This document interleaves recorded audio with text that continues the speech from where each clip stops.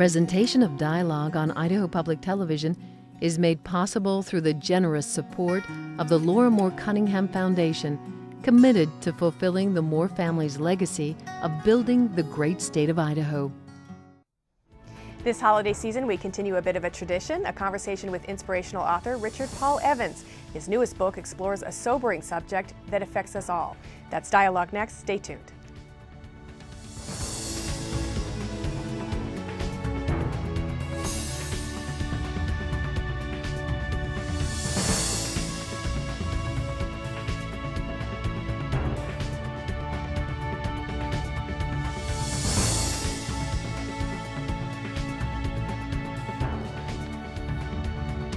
Hello and welcome to Dialogue. I'm Marcia Franklin. A welcome as well to those of you tuning in on public radio and the World Wide Web. Richard Paul Evans is not bashful about writing books. He pens about one a year, many of which have become New York Times bestsellers, including The Christmas Box, The Locket, and The Gift. He's also not afraid to tackle controversial themes. His latest book is called Grace, and like his other inspirational works, it contains both a tender love story and a serious message. And Richard Paul Evans joins me to talk about grace in many forms. Welcome. It's nice to have you here for your third visit to Dialogue. Yeah, it's nice to be back. Thank you. And one note, because this is a taped program, there will be no phone calls. Well, first of all, is this book, Grace, a book for both adults and, say, teenagers, since the people in it, the protagonists, are teens? You know, I wondered about that. When I wrote it, I thought, I wonder how adults will, because that's my audience, how they'll deal with it. And one of the first test readers came back and said it reminded them of To Kill a Mockingbird, which is a wonderful thing to be compared to. But also, it's like, that's right, that book was about kids, but it was kind of a veneer over a much deeper subject. So could young people read this? It deals with mature themes. We'll talk about that. But a young person you think could read it? You know, I wouldn't go much younger than 12, but my 13-year-old daughter read it, and she came in crying and said, "Dad, thank you for writing books like this." Oh, okay, great.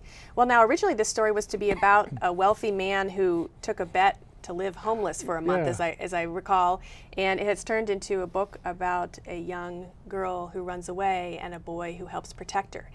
How did that transformation happen between the original idea and what you ended up with? Well, initially I had this idea. I wanted to write about the homeless, and so I was going to grow my hair long and my beard and go out and live homeless, which my wife did not like. My agent liked it even less. And I thought, well, I'm going to start doing the research. And while I was doing the research, I was speaking to a social worker, and she told me this fact that just kind of stopped me in my tracks. She was kind of reminiscing on the years past of child advocacy and what was going on in the streets. And she said back in the late 50s, early 60s, there were thousands of girls on the streets. And she said what was totally baffling is that no one knew why they were there. And they were good girls. She said they were good girls. No one understood.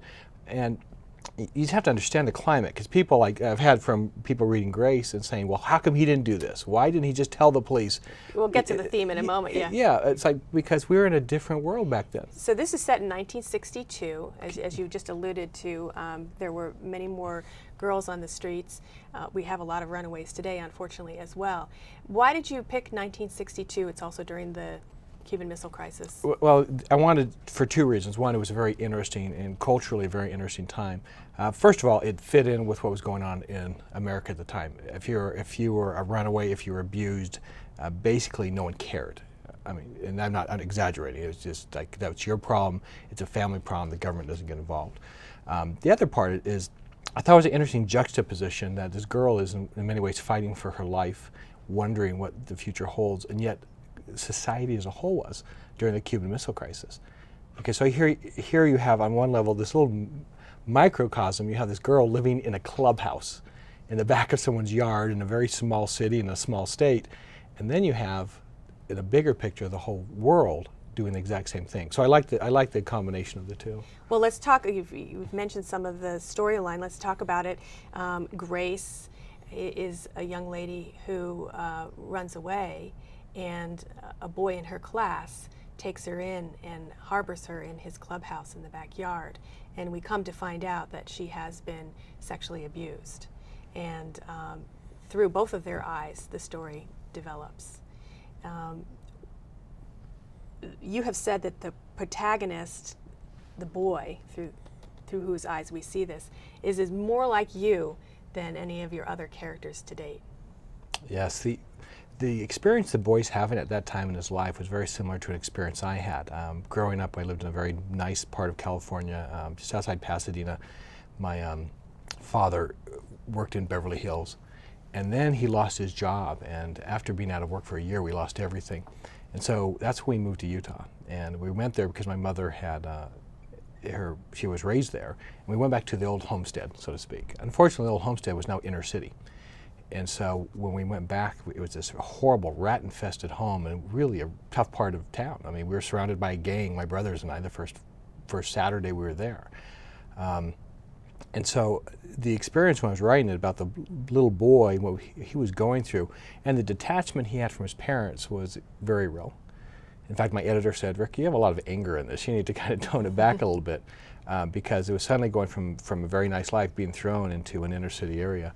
And your dad was not well for a while, just like the father in this. My dad was well at the time. He hurt himself. That was later. Okay. In fact, the Guillain-Barré, the disease that the man has, my father has right now. So I'm always drawing from real life. At that time, our only problem was we had no work. Was poverty, which is a big problem. Yeah, we had nothing. Yeah. Yeah. Now, why did you want to, as I mentioned in the introduction, you know, there's a love story that develops between these two individuals, but this is a very serious theme: sexual abuse and sexual abuse in the family. Why did you feel it was important to talk about that? I don't know that I ever make the outward choice. I really feel like these books find me. The messages find me. I never sit down and say I'm going to write about a theme and go after and talk about it. I've never done that. And as a book starts to develop, I feel like the books are gifts from a universal source. And so when they come to me, it's like, oh, that's what I'm writing about. And I mean, whether you believe that or not, please believe that I believe that, because that's the experience I have. Well, I've spoken to a lot of writers who say that they almost feel like a conduit when they're writing. Yeah, so the book, as I said, I started writing something else and I ended up with a completely different book. So it wasn't that I sat down and thought this was important, but I definitely did feel it was very important. I also knew as I wrote it that what was going to happen after the book came out, because I've been doing this for more than a decade. And I knew that I would immediately start hearing from women who were hiding this in their past. And I did. First book signing, it was almost a code. They come up and they say, "I'm Grace." You know, that's...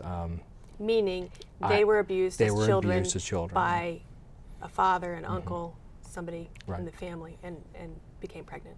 So it's good to have this chance to actually talk. I mean, to talk to them so they have a way to bring it out, and also to understand that that people do care about them. And you know, these feelings that we bury and don't bring out, they cause us much damage later on. We do need to exercise them. We need to bring them out, and I've seen that with other of my books and other topics. So, well, in your philanthropic work in the Christmas Box Houses and Christmas Box International, which started with the proceeds from your first blockbuster book, this is it. You're dealing with foster kids, abused kids. So this is a theme that runs in your charitable life as well. Oh, I see it all over. I remember talking to one of our board members, and she really understood Grace. She said at the age of 13, I ran away from home.